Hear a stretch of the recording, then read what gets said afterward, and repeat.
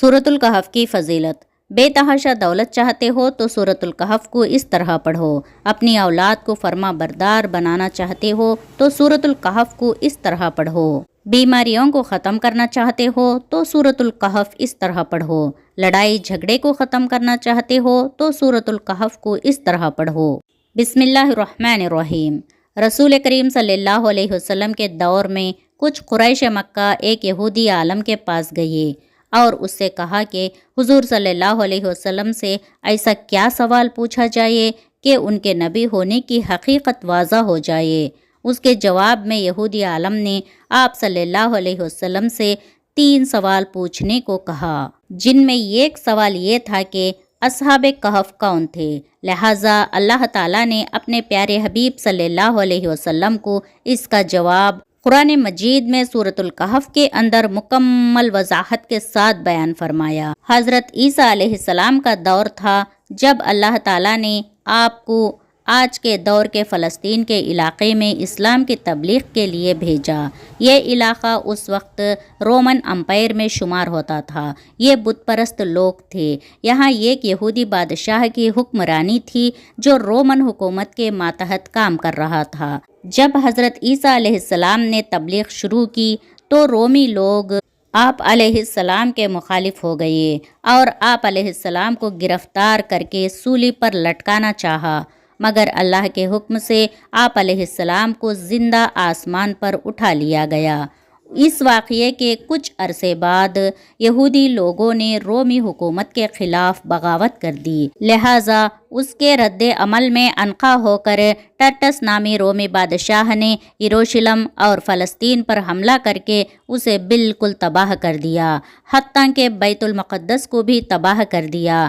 اسی دوران اس نے 1.5 لاکھ یہودیوں کو قتل کر دیا۔ جو بچے کچے یہودی یہاں رہ گئے تھے وہ جان بچا کر فلسطین سے نکل گئے، مگر جو عیسیٰ علیہ السلام کے ماننے والے اور ان کی تعلیمات کے پیروکار تھے صرف وہی فلسطین میں موجود رہ گئے۔ وہاں کا بادشاہ رومی تھا اور بت پرست تھا، لہٰذا اس کی حکومت میں موجود عیسائی لوگوں پر اس نے ظلم و ستم کرنا شروع کر دیا۔ ایک دن حضرت عیسیٰ علیہ السلام کے چند ماننے والے حواریوں کو اس نے اپنے دربار میں بلایا اور ان سے کہا، میں تمہیں چند دن کی مہلت دیتا ہوں، تم اپنے نئے دین یعنی عیسائیت سے باز آ جاؤ، ورنہ میں تمہیں قتل کر دوں گا۔ حضرت عیسیٰ علیہ السلام کے پیروکار یہ نوجوان لوگ دراصل اصحاب کہف تھے، جن کے واقعے کا ذکر قرآن مجید میں سورہ کہف میں وضاحت سے آیا ہے۔ ان نوجوانوں نے جب یہ دھمکی سنی تو وہ شدید پریشان ہو گئے، کیونکہ وہ بادشاہ سے لڑنے کی ہمت نہیں رکھتے تھے اور نہ ہی شہر میں رہ کر عیسائی تعلیمات جاری رکھ سکتے تھے، ورنہ دقیانوس انہیں قتل کروا دیتا۔ لہٰذا انہوں نے شہر چھوڑ کر کہیں بھاگ جانے کا فیصلہ کیا اور اللہ تعالیٰ کی ذات پر بھروسہ کر کے شہر سے نکل گئے، یہ سوچتے ہوئے کہ اب اللہ تعالیٰ ہی ہمارے لیے کوئی فیصلہ کرے گا اور کوئی راستہ نکالے گا، یہاں تک کہ وہ ایک پہاڑ کے غار میں جا کر چھپ گئے اور وہیں سو گئے، یہاں تک کہ سوتے سوتے ان پر 300 سال کا عرصہ گزر گیا۔ ان چند نوجوانوں نے جب غار میں پناہ لی تو دعا کی کہ اے ہمارے پروردگار، ہمیں اپنے پاس سے رحمت عطا فرما اور ہمارے کام میں ہمارے لیے راہ یابی کو آسان کر دے۔ پس ہم نے ان کے کانوں پر گنتی کے کئی سال تک اسی غار میں پردے ڈال دیے۔ دقیانوس نے جب ان لوگوں کو تلاش کروایا تو اسے معلوم ہوا کہ یہ لوگ اسی غار میں موجود ہیں۔ اسے بہت غصہ آیا اور حکم دیا کہ غار کو ایک مضبوط دیوار سے بند کر دیا جائے تاکہ یہ لوگ اندر ہی مر جائے۔ بادشاہ نے جس شخص کے ذمے یہ کام لگایا وہ بہت ہی نیک اور ایماندار تھا۔ اس نے اصحاب کہف کے نام اور ان کی تعداد اور پورا واقعہ ایک تختی پر لکھوا کر لوہے کے صندوق میں رکھ کر دیواروں کی بنیادوں میں رکھ دیا اور ایک تختی شاہی خزانے میں بھی رکھوا دی۔ اس 300 سال کے دوران دقیانوس بادشاہ مر گیا اور کئی بادشاہ اور حکومتیں آئی اور چلی گئی، یہاں تک کہ 300 عیسوی رومن امپائر نے بھی عیسائیت اختیار کر لی۔ 440 عیسوی میں بیدروس نامی عیسائی بادشاہ کی حکومت آئی، جو ایک نیک دل اور انصاف پسند بادشاہ تھا۔ اس نے 68 سال تک حکومت کی۔ اس کے دور میں مذہبی فرقہ پسندی جب عروج پر پہنچ گئی اور لوگوں میں مرنے کے بعد دوبارہ زندہ کیے جانے اور قیامت کا یقین ختم ہوتا جا رہا تھا، قوم کا یہ حال دیکھ کر بادشاہ بہت رنجیدہ ہوا اور اللہ سے دعا کی کہ اے اللہ، کچھ ایسی نشانی ظاہر فرما کہ میری قوم کے لوگوں کا ایمان پھر سے تازہ ہو جائے، انہیں قیامت، مرنے کے بعد دوبارہ زندہ کیے جانے اور یہ خدا کا یقین ہو جائے۔ اللہ تعالیٰ نے اس کی یہ دعا قبول فرمائی۔ لہٰذا ایک روز ایک چرواہا اپنی بکریوں کو ٹہرانے کے لیے اس غار کے پاس پہنچا۔ یہ وہی غار تھا جس میں اصحاب کہف موجود تھے۔ اس چرواہے نے چند لوگوں کے ساتھ مل کر اس دیوار کو گروا دیا۔ دیوار کے گرتے ہی لوگوں پر ایسی ہیبت و خوف طاری ہوا کہ سب گھبرا کر وہاں سے بھاگ گئے۔ یوں اللہ تعالیٰ کے حکم سے اصحاب کہف اپنی نیند سے بیدار ہوئے۔ اللہ تعالیٰ کے حکم سے اصحاب کہف اپنی نیند سے بیدار ہوئے اور ایک دوسرے سے سلام کلام کرنے لگے اور اپنے ایک ساتھی یملیحا کو بازار سے کھانا لانے بھیجا۔ جب یملیحا بازار پہنچے تو یہ دیکھ کر حیران رہ گئے کہ شہر میں ہر طرف اسلام کا چرچا ہے، یہاں تک کہ لوگ اعلانیہ حضرت عیسیٰ علیہ السلام کا کلمہ پڑھ رہے ہیں اور ان کی تعلیمات پر عمل بھی کر رہے ہیں۔ اس کشمکش میں یملیحا نے کھانے کے عوض اپنے زمانے کے سکے دکاندار کو دیے۔ دکاندار نے جب یہ سکے دیکھے تو اسے شک ہوا کہ شاید اس شخص کو پرانا خزانہ مل گیا ہے، لہٰذا اس نے یملیحا کو سپاہیوں کے سپرد کر دیا۔ سپاہیوں نے یملیحا سے پوچھا، بتاؤ یہ خزانہ کہاں سے آیا؟ یملیحا نے کہا، ہمارے پاس کوئی خزانہ نہیں، یہ ہمارا ہی پیسہ ہے۔ سپاہیوں نے کہا، ہم کیسے مان لیں کیونکہ یہ سکے 300 سال پرانے ہیں۔ یملیحا نے کہا، پہلے مجھے بتاؤ کہ دقیانوس بادشاہ کا کیا حال ہے۔ دقیانوس کا نام سنتے ہی سپاہی حیران ہوئے اور کہنے لگے، ہم اسے نہیں جانتے، مگر سینکڑوں سال پہلے اس نام کا ایک بے ایمان بادشاہ گزرا ہے، وہ بت پرست تھا۔ یہ سن کر یملیحا حیران پریشان ہوئے اور بتایا کہ ہم کل تو اس کے شہر سے اپنا ایمان اور جان بچا کر بھاگے تھے اور میں اور میرے ساتھی قریب کے ایک غار میں چھپ گئے تھے، جبکہ میرے باقی ساتھی اب بھی غار میں موجود ہے۔ تم میرے ساتھ چل کر خود ہی دیکھ لو۔ جب سپاہی اور بہت سے لوگ اس غار کے پاس پہنچے تو اصحاب کہف یملیحا کے انتظار میں تھے۔ جب غار پر بہت سے آدمی پہنچے اور شور و غل سنائی دینے لگا تو اصحاب کہف سمجھے کہ دقیانوس کی فوج ہمارا تعاقب کر کے غار تک آ پہنچی ہے، لہٰذا وہ اللہ کے ذکر اور حمد و ثنا میں مشغول ہو گئے۔ سپاہیوں نے غار پر پہنچ کر تانبے کا وہ صندوق برآمد کر لیا اور اس کے اندر سے تختی کو نکال کر پڑھا تو وہاں اصحاب کہف کے نام اور یہ لکھا تھا کہ یہ مومنوں کی جماعت ہے جو اپنے دین کی حفاظت کے لیے دقیانوس بادشاہ کے خوف سے اس غار میں پناہ گزین ہوئے ہیں۔ دقیانوس نے اس غار کے منہ کو بند کروا دیا ہے۔ سپاہی یہ دیکھ کر حیران و پریشان رہ گئے۔ جب کچھ سمجھ نہ آیا تو اپنے بادشاہ بیدروس کو اطلاع دی۔ بادشاہ نے یہ خبر سنی تو فوراً اپنے امراء اور علماء کے ہمراہ پہنچ گئے۔ اصحاب کہف نے غار سے نکل کر تمام واقعہ بادشاہ سے بیان کیا۔ بیدروس نے سجدہ گزار ہو کر اللہ تعالیٰ کا شکر ادا کیا کہ اے اللہ، میری دعا قبول ہوئی اور آپ نے ایسی نشانی ظاہر فرمائی کہ انسان موت کے بعد زندہ ہونے کا یقین ضرور کرے گا۔ اس کے بعد اصحاب کہف نے بادشاہ کو دعا دی اور سلام کرنے کے بعد دوبارہ اسی غار میں واپس چلے گئے اور دوبارہ واپس جا کر سو گئے، اور اسی حالت میں اللہ تعالیٰ نے انہیں موت دے دی۔ بادشاہ نے اسی غار میں ان کے قبریں بنوائی۔ یہ واقعہ حضرت عیسیٰ علیہ السلام کے بعد رسول اللہ صلی اللہ علیہ وسلم کے زمانے کے قریب پیش آیا۔ حضرت علی رضی اللہ تعالیٰ عنہ کی روایت ہے کہ رسول اللہ صلی اللہ علیہ وسلم نے فرمایا، جو شخص جمعے کے دن سورہ کہف پڑھ لے وہ 8 روز تک ہر فتنے سے بچا رہے گا۔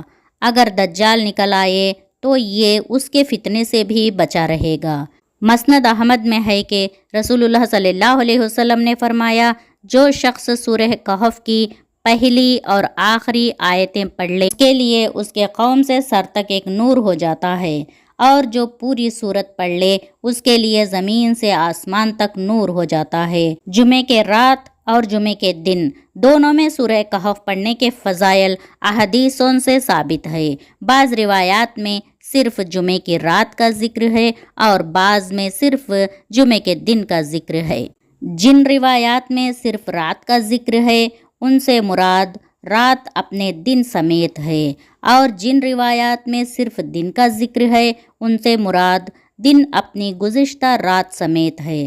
حضرت ابو سعید خدری رضی اللہ تعالی عنہ حضور اقدس صلی اللہ علیہ وسلم کا فرمان نقل کرتے ہیں کہ جس شخص نے سورہ کہف جمعے کی رات میں پڑھی اس کے لیے اس کی جگہ سے مکے تک ایک نور روشن ہوگا۔ رسول اللہ صلی اللہ علیہ وسلم نے فرمایا، جس نے جمعے کے دن سورہ کہف پڑھی اس کے لیے 2 جمعوں کے درمیان نور روشن ہو جاتا ہے۔ یعنی رسول اللہ صلی اللہ علیہ وسلم نے فرمایا کہ جس شخص نے سورہ کہف جمعے کے دن پڑھی اس کے لیے اس کی جگہ سے مکے تک ایک نور روشن ہوگا۔ اللہ تعالیٰ نے اپنی قدرت سے ساری کائنات کو پیدا کیا اور ان میں سے بعض کو بعض پر فوقیت دی، ہفتے کے 7 دن بنائے اور جمعۃ المبارک کے دن کو دیگر ایام پر فوقیت دی۔ جمعے کے فضائل اور اہمیت میں یہ بات خاص طور پر قابل ذکر ہے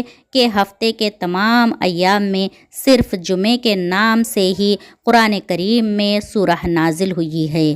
اسی طرح جمعۃ المبارک کے دن سورۃ الکہف پڑھنے کے بھی بڑی فضیلت ہے، بلکہ مختلف احادیث میں اللہ کے رسول صلی اللہ علیہ وسلم نے جمعے کے دن اسے پڑھنے کی ترغیب دلائی ہے۔ اس حوالے سے ابن عمر رضی اللہ تعالی عنہ سے روایت ہے کہ آپ صلی اللہ علیہ وسلم نے فرمایا، جس نے جمعے کے دن سورہ کہف پڑھی اس کے قدموں کے نیچے سے لے کر آسمان تک نور پیدا ہوتا ہے جو قیامت کے دن اس کے لیے روشن ہوگا، اور ان 2 جمعوں کے درمیان والے گناہ معاف کر دیے جاتے ہیں۔ یہ ایک اور جگہ حضرت ابو سعید خدری رضی اللہ تعالی عنہ سے مروی ہے کہ نبی کریم صلی اللہ علیہ وسلم نے ارشاد فرمایا، جس نے جمعے کے دن سورہ کہف پڑھی تو اس جمعے سے دوسرے جمعے تک اس کے لیے نور کو روشن کر دیا جاتا ہے۔ ان حدیثوں سے معلوم ہوتا ہے کہ سورہ کہف کی جمعے کے دن کے ساتھ کوئی خاص مناسبت ہے، جس کی وجہ سے اس دن میں اس کی تلاوت کی ترغیب دی گئی ہے۔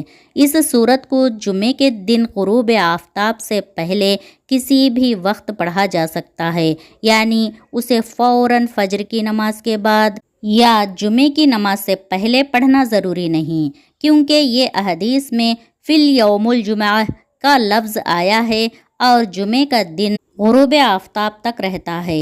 یہ سورت قرآن کریم کی عظیم سورہ ہے جو 4 قصوں پر مشتمل ہے، جن میں مسلمانوں کے لیے عبرت و نصیحت ہیں۔ غار والوں کا قصہ، 2 باغ والے کا قصہ، موسیٰ علیہ السلام اور خضر علیہ السلام کا واقعہ، ذوالقرنین کا واقعہ۔ اللہ تعالیٰ نے اس صورت میں قصے کی شکل میں 4 قسم کے فتنوں کو بیان کیا ہے اور ان سے حفاظت اور بچاؤ کا طریقہ بھی بتایا ہے۔ نمبر 1، غار والوں کا خصے میں دین میں فتنے کی طرف نشاندہی کی گئی ہے، اور اس سے یہ سبق ملتا ہے کہ دین میں فتنے سے حفاظت کا طریقہ اللہ کی رسی کو مضبوطی سے تھامے رہنا اور نیک لوگوں کی صحبت و رفاقت اختیار کرنا ہے۔ نمبر 2 باغ والے خصے میں مال کے فتنے کی طرف نشاندہی کی گئی ہے کہ اس سے حفاظت کا طریقہ یہ ہے کہ انسان اس دنیا کی حقیقت کو جانے پہچانے کہ یہ بہت ہی معمولی اور حقیر شے ہے، آخرت کے مقابل اس کی کوئی وقت نہیں۔ نمبر 3 موسیٰ علیہ السلام اور خضر علیہ السلام کے قصے کے ذریعے علم کے فتنے کی طرف نشاندہی کی گئی ہے، جس سے یہ سبق ملتا ہے کہ اس سے حفاظت کا طریقہ اللہ اور اللہ کی مخلوق کے ساتھ تواضع و خاکساری اپنانا ہے۔ نمبر 4 ذوالقرنین کے قصے کے ذریعے سلطنت اور جاہ و منصب کا فتنے کی طرف نشاندہی کی گئی ہے، اور اس سے حفاظت کا طریقہ یہ ہے کہ انسان اللہ کی خاطر اخلاص کو اپنائے اور یہ یقین رکھے کہ ایک دن یہ سب ختم ہو جائے گا۔ حکومت و سلطنت ہمیشہ کے لیے نہیں ہوتی، لہٰذا ہمیں قرآن مجید کی اس صورت کی قدر و منزلت کو سمجھنا چاہیے۔ جمعے کے دن اسے ترجمے کے ساتھ پڑھنے کا اہتمام کرنا چاہیے اور اس کی آیات پر غور و فکر کرنا چاہیے اور اس میں مذکورہ واقعات سے عبرت و نصیحت حاصل کرنا چاہیے۔ سورہ کہف پڑھنے سے گھر میں سکون و برکت نازل ہوتی ہے۔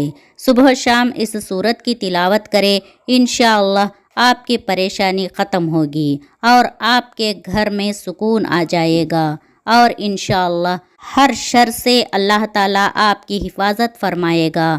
جو شخص قرض میں ڈوب گیا ہو اور قرض اتارنا مشکل ہو گیا ہو، وہ سورہ کہف کو 3 مرتبہ بعد نماز جمعہ پڑھے اور اللہ تعالیٰ سے دعا کرے، انشاءاللہ قرض سے نجات حاصل ہوگی، لیکن اس کو آپ نے صدق دل کے ساتھ کرنا ہے۔ انشاءاللہ اللہ تعالیٰ آپ کی دعا قبول فرمائے گا۔ اللہ پاک ہمیں ہر بیماری اور پریشانی سے محفوظ رکھے اور ہمیں ایمان کی دولت سے مالا مال کرے، آمین ثم آمین۔